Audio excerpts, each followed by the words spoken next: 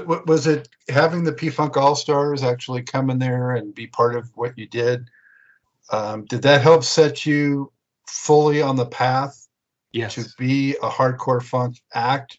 Whereas on that first record, you were kind of trying different things? Yeah, well, I think it was, of course, it's always it helps always. I mean, of course, it's a big the P-Funk All-Stars. There's awesome musicians, so it always helps you to get further on the road. But in the end, when you want to go further as a group, you also have to give your own powers to the product. So yes, it helps, but yeah, we also have to show that we can do things ourselves, of course, and but it definitely helped us to get a spot. I mean, we're already for a group like us. We had quite some coverage of music press from about the first on the first album. A second album there was even more, of course, because they were on it, and yeah, it helped us. It helped us to, but also to find the musical direction in the end, because in that period also people quit the band. They left simply because they couldn't agree on the musical direction we were going to. So yeah, I myself, I'm more like I like the crossover. I like the P-Funk, and for instance, Ed, he wanted to do more in blaxploitation sound, more psychedelic sound. Yeah, so it after the Funkship Captain, it was clear we defined our own sound, I think, because then we had the results of the Universal Jury coming up. That album is the first album in which we have our sound, I think. Yeah, that one exactly. Yeah, that's the first one. Were you aware during that time, though, in the early 2000s, that in America, funk music was not getting a lot of attention and airplay, and or did you sort of think that funk was big in the U.S. at that time? No, I think we do, because hip hop was doing great back then. It was still that's the mainstream for music. I mean, all the rappers, they were doing. So yeah, but still, I think the appreciation for the genre, for funk music, I think that's has always been in the US. It might not have been very popular, but I think the appreciation for music is more in Holland. It's a small group, and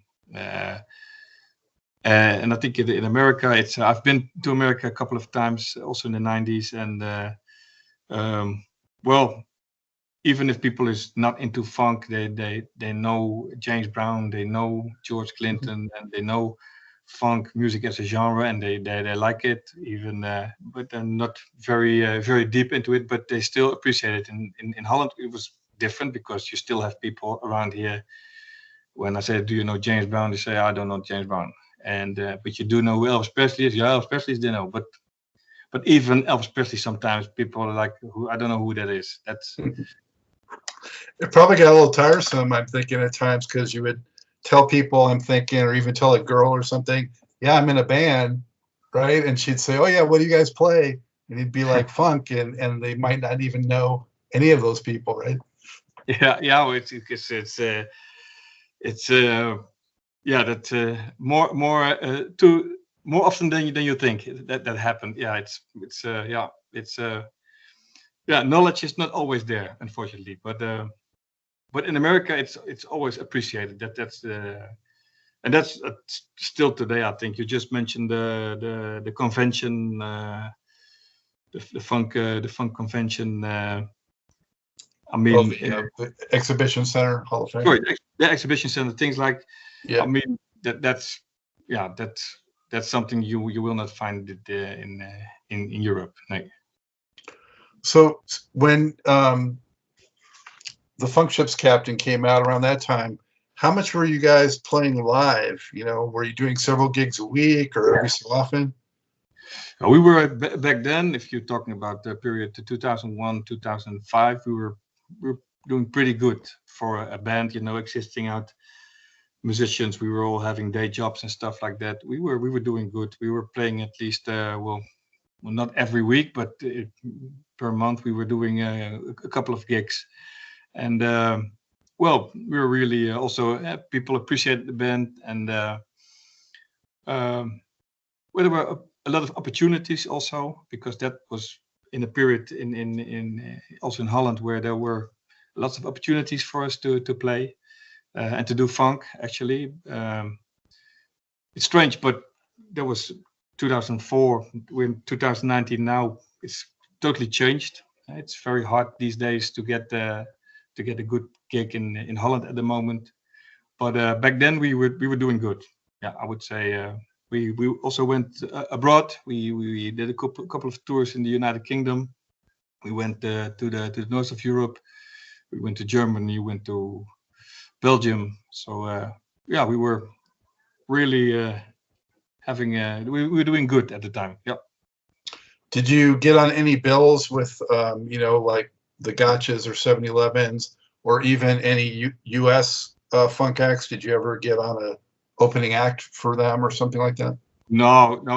Gotcha was already gone. The band didn't last long. I think they already disbanded in '95, and they had a couple of guys. They went on with under a different name, but that also died quickly.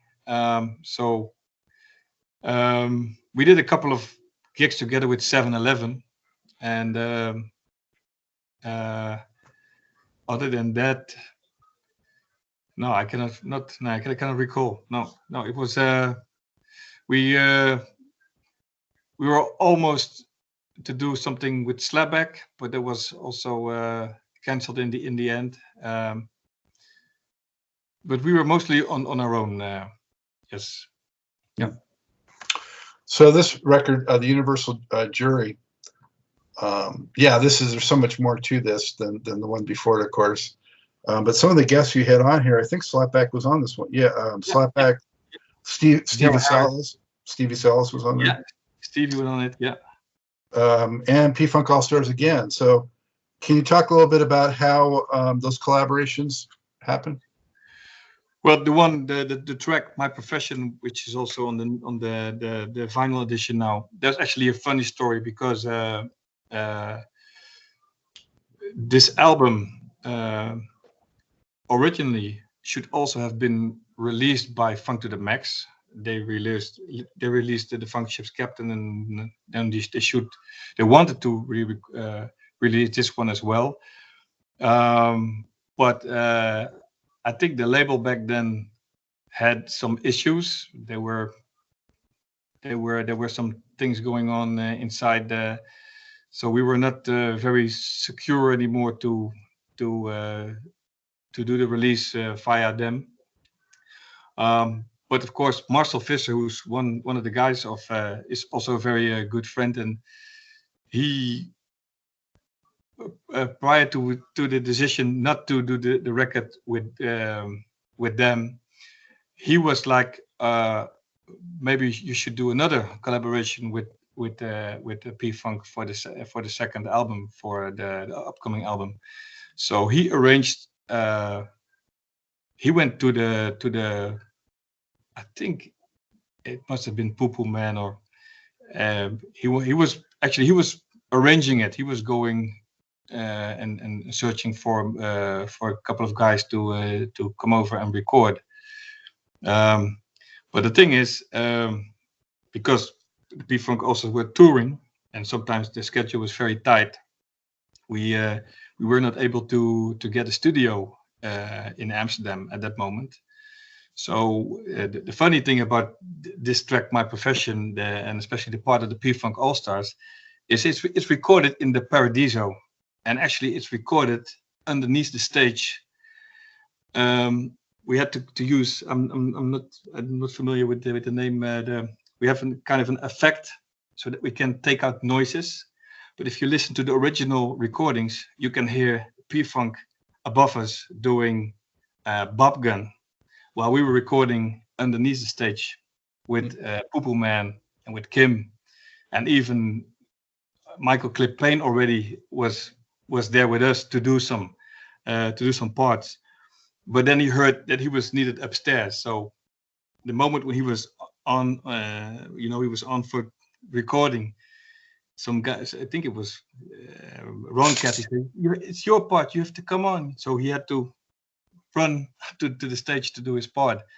So that's the story. And we had Kim, we had Steve Boyd, and we had Poo Poo Man, and we had Peanut, and we were recording, and then we were having a great time. But then some guys with security came. I remember that we had to leave because it was not supposed to be like a third show going on in underneath the stage. They had a couple of things going on, but he said it's not. We have 2 parties at the moment, and we don't have 3 parties at the moment. And I said, okay, well, we have enough. So, but in the end, they fit the track very well, and it's still very popular as far as I know. I mean, a lot of people is giving big ups for it. They really like My Profession, and they all did a good job. And even if it was not the best circumstances to record. That's real guerrilla music making there. I mean, Yeah. wow. Yeah, it's a great track. Love that one. And then Slapback, you worked with Jera and also Steve Salas. Yeah, well, that's the same. That's also, of course, they were also signed by Funk to the Max, and they were invited by Funk to the Max to come to Holland to make a DVD in Paradiso. And then Marcel Visser, very important. Remember that name? He was like, but we also got the guys from OctavePussy, so he gave me a call like, are you interested? And because they're coming over, and I said like, yeah, of course. We Slapback is also his quality. It's a very, very good band, and Jara is bass monster. Stevie, well, no words needed. So I was like, yeah, make it happen. And well, then we also had terms and conditions, and then it was done. Yeah, we did. We also took them to the studio in The Hague, also experienced the coffee shop / recording studio, and well, it was also very very nice to work with them. I mean, as I say, Jara is a very very talented bass player. As I always say, pretty much. Eh? He can play everything pretty much. Yeah, he's multi, but the bass, I like him. I like him the most on bass, and yeah, I think he should have got more because he's really like a talented guy, and also what I said before, he knows to get into a track and to make it work. So yeah, but yeah, well, you never know. Maybe his days are still coming. Well, both of those guys, Stevie Salas too. I mean, he's played on so many great tracks and with so many great people, but he's not a household name in America, even as great as he is. Yeah, I know. Yeah, that's well, that's the same in Holland. We work with a couple of musicians, even in our own group. If you, for instance, we had a guitar player like Shaka. I think he's very good. He's very good. But then, yeah, to make a living out of music, that's hard. Of course, we work with a couple of musicians now in Holland. There's professional musicians, but then they say like, okay, it's nice we earn money with music, but we have to play music we don't like because we have to make money. So yes, we're very talented, but we have to do to back to play with Dutch folk singers, and that's not where their heart is. So yeah, so it's being a musician and actually making money out of it, and doing the genre you like the most. That's living the dream right there. Exactly. Yeah. So you must. I'm assuming you were real proud of this record, though. Universal Jury. It's really sort of, I think, really in a way, it's sort of like the first full-fledged OPY record, right? Exactly. Everything came together. All the pieces are there. Yeah. The only thing about this record is, and people sometimes I get a question. People question me like, why is it? It seems to be, if you listen to it, you have to. It has no power. It was mastered by a guy who was. We found out later he was doing classical music only, and he was put on the job because the company, the company who was doing the CD, they were having a lot of work at coming in, so they asked a guy who was into classical music to do mastering, and we didn't know. I mean, we were inexperienced, so if we could do this album again, then I would keep it like it is, but I would have someone else to do the mastering, because I remember we were in France, and we had a DJ. It was a discotheque, and the DJ was like, "Hey, I'm gonna play your music, so I'm gonna show these guys what the funk is." And then he was putting it up, and then in the moment I saw it happen, he had to give some extra volume. So he was already like checking out his, like, "Hey, wait a minute, it's not working properly." And then he said also later to me, he said like, "And it's not very, very strong." And well, I said, "Yeah, it's mastered by someone who likes Bach and Mozart, and well, that's of course very great musicians also, but it's a different genre." Is there a chance that might be remastered? Yes, definitely. I think since we're now on the vinyl tour. I mean, Arno has started us with vinyl. We're really putting all our effort to get the next record. That's called Funk Face. That's 12 new tracks. We want to put that out on vinyl. But I'm also like, okay, why not, take the other albums and redo it in a way and provide it to the people. So we're really considering, yes. Very cool. So what does funk mean to you, Steve? I mean, why funk? What does it do to you? Why, what can you say about funk and what it means to you? And you can't speak for everyone in the group, but what's your outlook on that? Well, for me personally, yeah, funk is a part of my life. I mean, it's sounds a bit silly maybe, but I grew up on funk music, and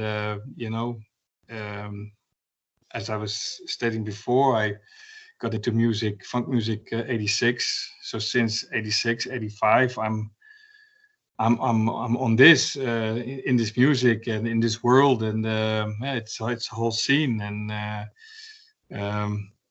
yeah, the music.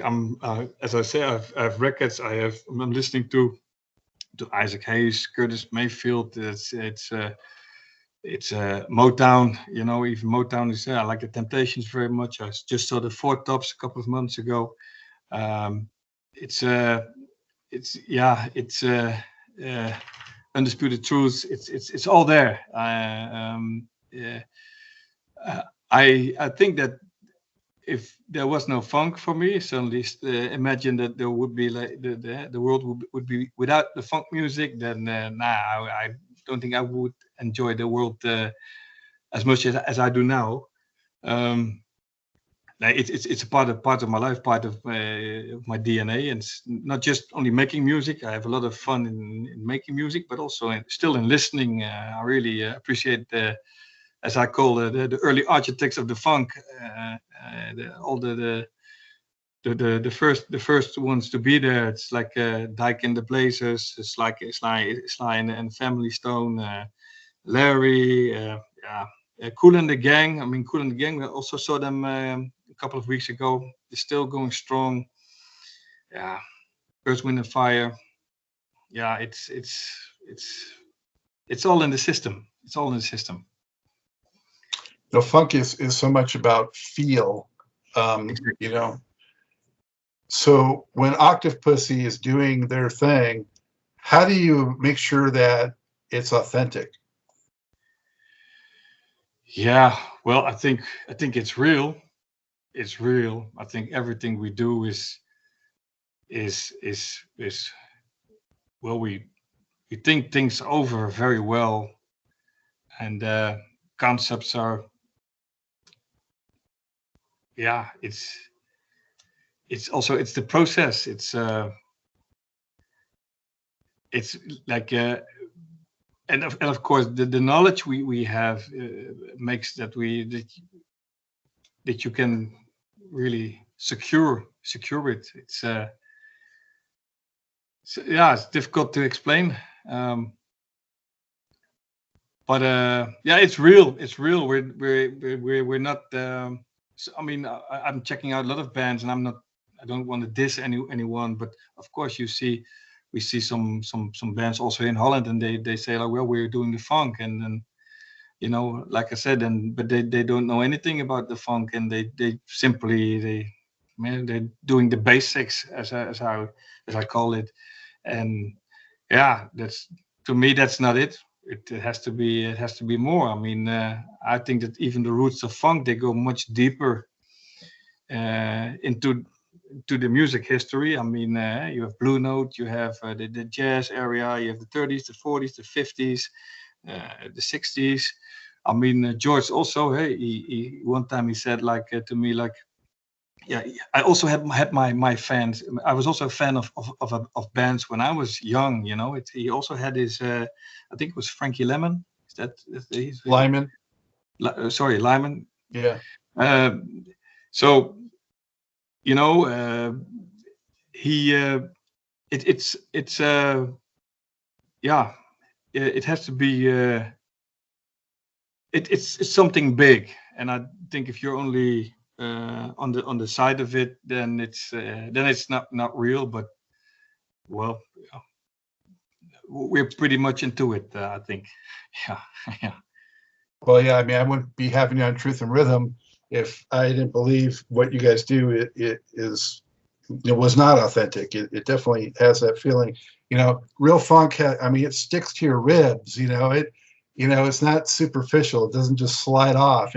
It's it is hard to describe, but if you know it, you know it. And there is a lot of stuff out there that they might say is funky or, is funk or something. And maybe it has some of that influence, but it's not really in there, True. So, yeah. True. As we step through, this was the next one for you guys. Yeah. That one that caused a lot of trouble, especially with the US with the USNA. We had a lot of trouble with the cover, of course. I think that's also the reason why this album, described by many people as well, maybe the best album of OctavePussy until today. It's raw. It's it's raw. It's honest. I was told, but it also had a cover, and that was not really appreciated, especially in the USA. And I had a lot of fights with Facebook because all my posts regarding this album were blocked, and I was blocked, and had even feminist activists, harassing me. They were like, your discoveries, they say you're a piece of shit, and your band is a piece of shit, and your music is a piece of shit, and you have to have respect for women and stuff like that. Now it's like, come on, guys, it's art, it's pure art, and so we had a lot of. I think that actually, was not doing the album very much good in the end, because it was not getting into the US. And even France and Germany, they were also like, not all the radio stations we sent it to, they were very delighted with the cover. And but I'm still proud for the cover. And it was either this cover or another cover. The other cover was actually an asshole, a close-up of an asshole, and that was the original cover. So I had the first design, and I showed it to the guys in the band, and they were like, "Hell no, Steve! You cannot do this, because I cannot give to my family or to my friends or to whoever. I cannot give a disc with an asshole on it. Sorry, you have to change it." And then Arno, he saw the picture, which is now used for the album. He say, "Well, I think you should use this picture." And then I said, like, okay, well, if that's better. And then everyone said, like, yeah, that's better. It's still not the best thing, but in our opinion. But you're the chief on this one, so you decide. And then I said, like, we go ahead with this one.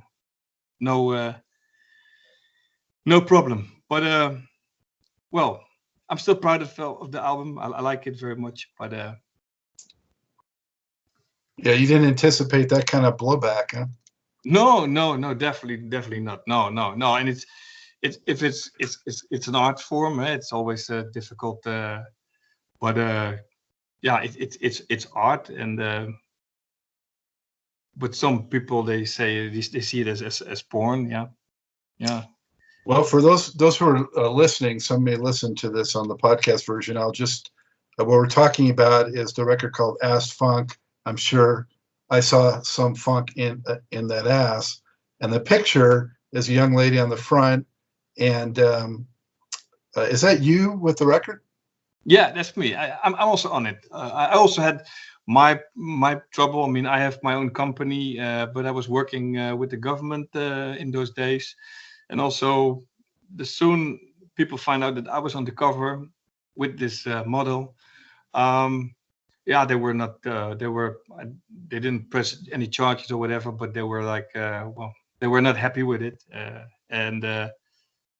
Also, behind my back, of course, they never tell it. They never tell it in your face. Always about you. They talk about you at my back. But yeah, in the government job, they were not everyone liked it. And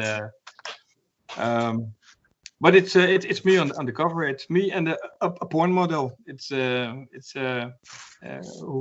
who wanted to be on the cover. Yes, that's just from 2015, not very long ago. You know, people take stuff too seriously, don't they? Yeah. I on this one definitely. Yeah, and sometimes I was like, well, we must have been going past this stage now, because the 60s. I mean, I remember Funkadelic, Ohio Players. They were already using nude pictures for the covers, so it was not a big deal. And but apparently it still is. And yeah, Ohio Players right there. Yes, exactly.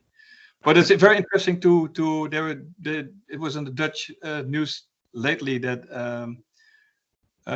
there is a major change also in way people think. For instance, we're very progressive in Holland. Going topless, for instance, was never an issue. But the news now reported that women are not enjoying topless these days anymore. So they were questioning a couple of women. They asked them like, well, would you go topless to the beach? And then they say like, no, it's not necessary. No, I prefer to have my clothes on. While in the 90s, well, if we lived, the Hague is near the sea. If you were on the beach, there was titties everywhere, and everyone wants to. No one wants to wear clothes actually. So maybe it's also it's a time zone that is the problem, and that people start to see things differently. But well, I when we made the cover, we didn't expect that these things will be a problem, and yeah. For But me, the popular saying is that any publicity is good publicity, but it doesn't sound like it was in this case. no, maybe no. Yeah, at the moment I would say no, but or maybe I must say we went to Hungary with it to promote this fair, and well, I think I had about 50 copies with me, and within 1 hour they were all gone. So, but then of course everyone say like, no, the cover is no good. But meanwhile they got it, and then they say like, no, it's so. Well, you got to do that one in vinyl so you get the big cover. Yeah. We're gonna make a big poster to come with that. Yeah. Yeah. So, and Yeah. again, you had some of the P-Funk guys on here. In fact, you had Fred Wesley on this one. Yes. How did that happen? Fred Wesley, that's also very nice person. Also, his daughter Yoya should be mentioned in this story. Very nice people. Well, I think I got in contact with Yoya. They were in Italy, and we also I have a very good friend called Ron Roelofse, JB collector. He's like he's one of the biggest fans of James Brown you can have on this planet. He has probably all the footage, the video footage that there is on this world. He has it. He is totally into James Brown. I think that he passed me her details, and then we started to talk. And they were in Italy at that moment, and I was like, okay, well, we did a couple of tracks back in the days with P-Funk, and well, would it be nice if we can do a track with Fred? Is possible? And he said like, well, I will ask. I'll let you know. And then well, I got the message back that they were interested, but the trouble was that they were in Italy at the moment. So we had to get them there. So we were doing the best we can, and we made it possible that they got the plane on the plane to Holland, and they were there for 2 days. And they're also hanging out a little with Ron, because Ron, of course, he has, as I said, the obscure footage of James Brown. So it's also nice for them to see them back in the days. And well, they really enjoyed the old footage. So it was mainly days of watching videos and recording. And we recorded 2 tracks. And well, it's also that it's quite a story, because I had to change studios. Actually, the first studio we went into with Fred was a guy. He was, well, as you can say in America, it was a real jerk. It was nothing more than that. The guy was he had a very big ego, and well, when I rented the studio, I gave him a lot of information about Fred Wesley. I gave him some tracks to listen to get into the project. But when we arrived at the studio with Fred, he was really well, like a jerk. He was making remarks that he would make Fred Wesley very famous, and he was really, not as a joke, but really he was meaning it. Like, I'm gonna make you famous. I'm a very good engineer, and I did this and this. He was showing his wall. And I was like, come on, we don't need that now. You simply have to do your work. And well, he was he said to Fred, "Oh, you're gonna sit here," and he was really, well, not very friendly. And when we put on the track and we were trying to get the horn parts, he was like really demanding, like, you have to do this, you have to do this, and he was actually forcing Fred in the direction Fred didn't want to be in, and me neither. So it's the one and only time I got really mad in the studio, because I said, like, okay, now you're gonna sit down, you're gonna shut up, eh? You're gonna listen to this man. He worked for 30 years with James Brown, and he had his own groups. He worked with Parliament, you clearly didn't do your homework. So I'm paying you. So you're going to sit down. You're going to shut up. Don't say anything anymore. Let Fred do his job. And that worked, because then Fred was laying down some awesome tracks on it. And but I saw that there was no vibe, so we only did one track, and then we left. And I had to book another studio in Amsterdam next day to do the other track, because that's also a problem, an experience you run into, that not always the studio is always down with the funk, and they don't understand what you're doing. So How did you decide which tracks he would be on? sorry. How did you decide which tracks you wanted Fred on? Well, that's also, it's a feeling. We had the two tracks we used for Fred. We used Unfunky UFO, Dixieland. Simply, we're listening a lot and to music, and then I think that my brother said, like, this is a nice track. This is, there could be some trombone in here.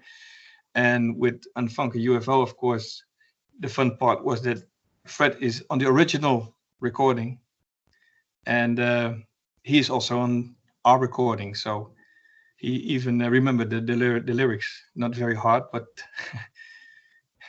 it's so we pick tracks simply on that's a feeling. It's not really we don't really write to a collaboration. We're writing, and if someone's passing by and it's possible, then we do a collaboration. And you've co-written like most of the songs, right? And I mean, I see your name everywhere, right? Yeah. Well, I'm if you have the whole process, I'm in the start, mostly in the starting point of the track, and in the end, it's my brother who's finishing. But yeah, I'm writing a lot. I'm coming up with most of the concepts, and then we work from there. And well, for instance, if I still play bass, of course. If I play bass line, well, then of course we have a Fatu. He listened to it. We re-record my bass line in his that's in his feeling. But the concept starts mostly with me, or with my brother. Yeah, that's true. Yeah. And so this one. Yeah. The funk don't fit. Yeah. Yeah. So what was different about this record versus the ones that came before it?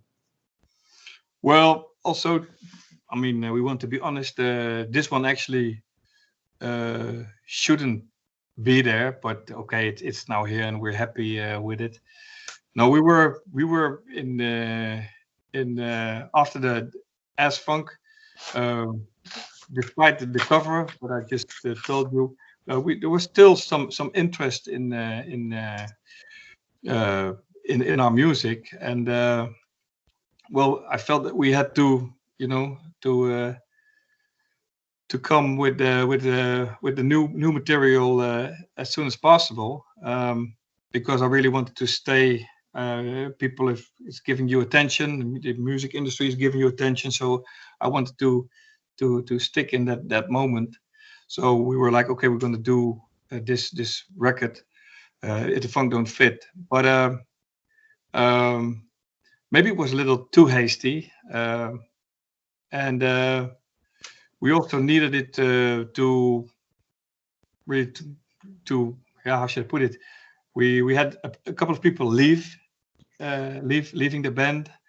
We were trying to get a new band, and it's also hard to keep a band together. I mean, that's also if you see in the history of music, that happens a lot, that people are leaving.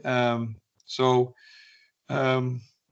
we had a couple of new band members, and we want to keep them with us. So that's why we did this record, to to show them that we were really capable of doing things. But in the end, I regret, because I think most people, they left anyway, and some of them tracks were, well, not really finished. But it's different. I think the difference between all the work we did and this one is, someone actually said it to me, and we're a small group actually here. On If the Funk Don't Fit, we don't have a lot of people working with us. In basic, it's me and my brother, a bass player, drummer, guitar player, and also in vocals, it's mostly me and the bass player doing the vocals. And so that's the difference, because in our band concept we have more vocalists than just the two. But so that's the difference. You also had Greg and Benny playing on some of this, right? Greg, Benny, Garrett, Kendra. Yeah, well, back then, of course, we got we became friends with them. When we first met them, of course, it's always a kind of a distance. But I started to record with Greg and Benny in 2007 again, and I consider them friends. So we're every time they went to Holland or to Europe, we're always having a meet and greet. And well, most of the times we were able to do a little recording. And same for Garrett, same for Kendra. Actually, she was just jumping into, and she was like, "Oh, can I join in?" And of course, she can always. Beautiful. Beautiful singer, very talented also. So yeah, we kept on recording, and so that even on the upcoming album, we still have some collaborations. We have the upcoming album has also Garrett, has Ricky Rouse, Greg Boyer. Bruno is on it. So we kept on recording, and so it's not really that we're building an album around those recordings. We kept on recording, and well, we picked those songs and we put it on the disc. Would you say, when you're putting the songs together, that the vocals are sort of the hardest, most challenging part to really make it? Because if your guys can play on their instruments, you got that covered. But vocally, I think especially for P-Funk influenced funk, it's a challenge to get those vocals right. Yeah, it is. Although I must say that we get very good feedback on the album, especially also from the USA. But maybe because of we tried it, to keep that we tried to do it with less vocals. But we really got some feedback from people actually say, well, we think this is the best album. Personally, I don't think so, but they say it has power, and even if it's not has a wide vocals, it's still it's punching, and so It was hard. Hard.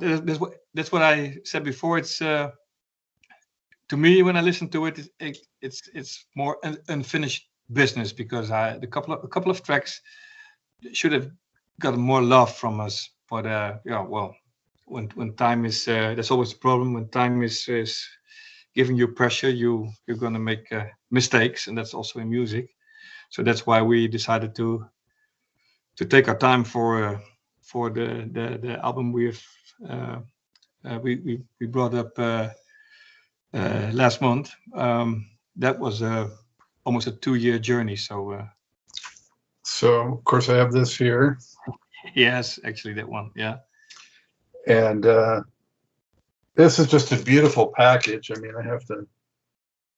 Yeah, definitely. It's I gotta let viewers, sorry, listeners, you can't see it, but you know, and then there's the book inside, just like Funky or something like that, would have had the comic book. yeah. So, Yeah. what was the genesis of this? You said you're the concept guy, so did you think of putting this out, and how did it evolve? For this particular album, not really. This is the only album. I didn't participate in the concept that much. Actually, we all did in this. For this one, we it started actually when Arno asked me like, how many recordings do you actually have? With P Funk All Stars, and I said, well, quite a lot.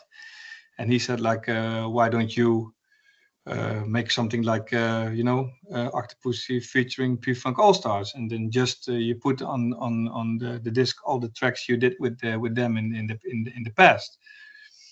And then I said to him like, okay, but why should I? I mean, we're releasing music every 2 years. So, but when I got home, I was like, yeah, well,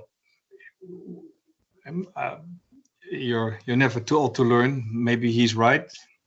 So we discussed the option a little deeper. Like, okay, how should that record should look like? How should it sound like? And then, well, he actually came with the question like, okay, I want to do this. I want to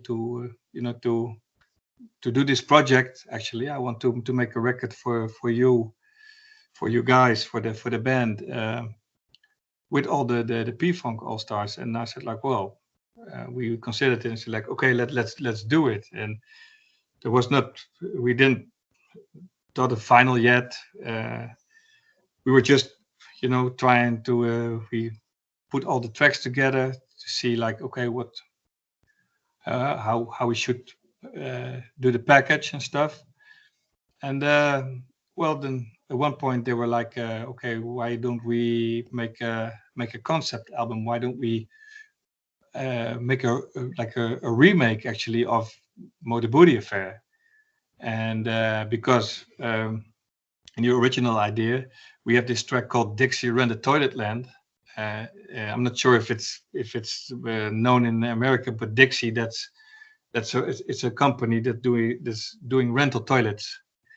So we were like, okay, maybe we can do something with Dixie Ran the Toilet Land, and we can make a link from Motor Booty Affair to Dixie Ran the Toilet Land. That was the first idea, and then but then Arno was more and more going into like, I want to do a remake of Motor Booty Affair. And then at that point also he was like, let's do it on vinyl. I mean, if we can find the fundings, maybe we can do it on vinyl. And then well, we had to skip tracks because vinyl is not we couldn't do all the tracks on vinyl.